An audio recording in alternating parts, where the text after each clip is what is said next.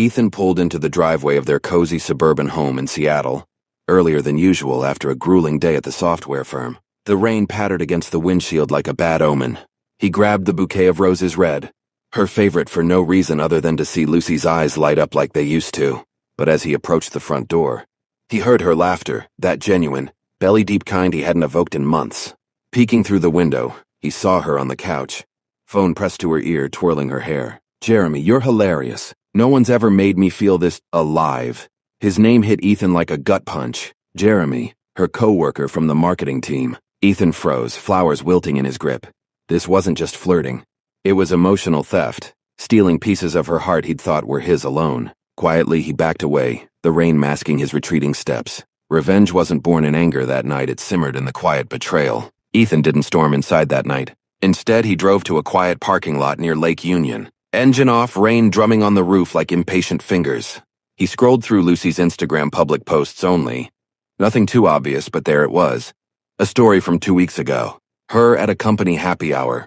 Jeremy's arm casually around her shoulders in the group shot. Her head tilted toward him, smiling wider than she had at Ethan's last birthday dinner. The caption read, "Best team vibes, no tag." But Jeremy had replied with a heart eyes emoji. Ethan's thumb hovered, then swiped away. Back home, Lucy was already in pajamas, scrolling on the couch like nothing had happened. "You're late," she said, not looking up. "Traffic," Ethan lied, setting the roses on the counter where she wouldn't notice.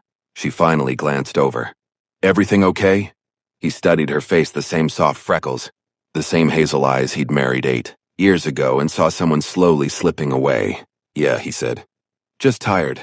That night he lay awake beside her, listening to her steady breathing while his mind replayed her phone conversation. He didn't want to scream or accuse. He wanted something colder, cleaner, something that would make her understand. Exactly what losing him felt like before she even realized. She still wanted him. The next morning, Ethan woke before dawn, slipping out for his run along the misty trails of Discovery Park. His mind wasn't on the workout. It was piecing together a plan. Back home, he casually asked about her day while pouring coffee. "Busy as ever," Lucy said, avoiding his eyes. "Jeremy's got this big pitch coming up, keeps texting ideas." Ethan nodded, smiling faintly. "Sounds exciting." That afternoon, he logged into their shared cloud account from work. Nothing incriminating, just emails. But one thread with Jeremy stood out. Late-night exchanges about life goals and what-ifs, laced with emojis that screamed intimacy. Over the next week, Ethan began his quiet unraveling of their life together. He stopped initiating conversations, letting silences stretch like shadows in their craftsman-style house. Mornings, he'd make coffee for one, heading to the gym instead of lingering for breakfast. Lucy noticed, her brows furrowing. "You're distant lately," she said one evening, stirring pasta on the stove. Ethan shrugged, eyes on his laptop. "Work's intense. That promotion's coming up." It wasn't a lie, he'd thrown himself into his coding projects, earning praise from his boss. Meanwhile, he monitored her phone notifications discreetly. More messages from Jeremy, "Miss our chats. Let's grab coffee soon." Ethan's response, nothing. He started packing a go bag in the trunk of his Toyota. Essentials for a fresh start. No drama, no fights, just gradual erosion, making her question if she was imagining the chill. One night, as she laughed at a text, probably Jeremy's, Ethan whispered to himself in the dark bedroom, "Let her chase the ghost." He was becoming the man she'd regret losing, one deliberate step at a time. Ethan's detachment paid off at work. Days turned into focused sprints at the office, where he nailed a major app update, earning a promotion to senior developer. His boss clapped him on the back during the team meeting.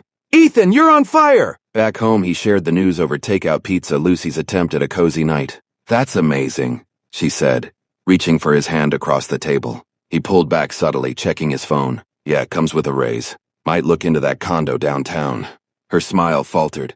"Downtown? Alone?" He met her eyes coolly, just thinking ahead. Later, as she curled up beside him in bed, whispering, "I miss us," Ethan feigned sleep. Inside, satisfaction bloomed. He was rebuilding himself while she unraveled. Jeremy's texts had slowed. Maybe he sensed her distraction. Ethan smiled in the dark. Soon she'd beg for what she'd thrown away. But by then he'd be untouchable, a ghost in her rearview mirror. Lucy's confusion mounted as the days blurred into a routine of Ethan's polite indifference. She'd text him during lunch, "Thinking of you." His reply, "Busy, talk later," no emojis, no warmth. At home, their conversations were surface-level weather, bills, the Seahawks game. She tried initiating date night, booking tickets to a comedy show downtown. Sounds fun, Ethan said, but canceled last minute with a work emergency. Truth was, he spent the evening at a bar with old college buddies, laughing freely for the first time in months. One evening, she confronted him in the living room, voice trembling. "What's going on, Ethan? You're like a stranger." He looked up from his book, expression neutral. "Maybe we've just grown apart." Her eyes widened, words she'd used in text to Jeremy. Panic flickered across her face as she realized the void she'd helped create. But Ethan had already mentally checked out, his plan nearing fruition. The twist was coming, sharper than she could imagine. Ethan's plan culminated on a crisp autumn evening in their backyard, leaves crunching underfoot as he handed Lucy a manila envelope. "Divorce papers," he said flatly, watching her face crumple. "You've been pulling away for months," she sobbed. "Because you pulled first," he replied, voice steady. "Jeremy's chats, I know everything." Her denial faltered, tears streaming. "It was just emotional, nothing physical. I love you." Ethan shook his head, turning to leave. But as he reached the gate, he paused, pulling out his phone. "One more thing."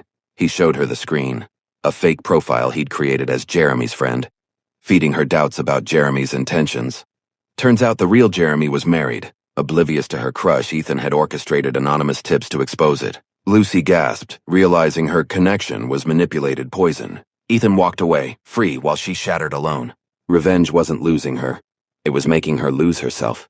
Ethan walked away into the Seattle rain, leaving Lucy with nothing but the echo of her own choices. Revenge isn't always loud. Sometimes it's the quietest goodbye that burns the deepest. If you felt that twist in your chest, hit that subscribe button right now and turn on notifications. Revenge Flame is where betrayal gets served ice cold, and the truth always catches fire. See you in the next one. Stay savage.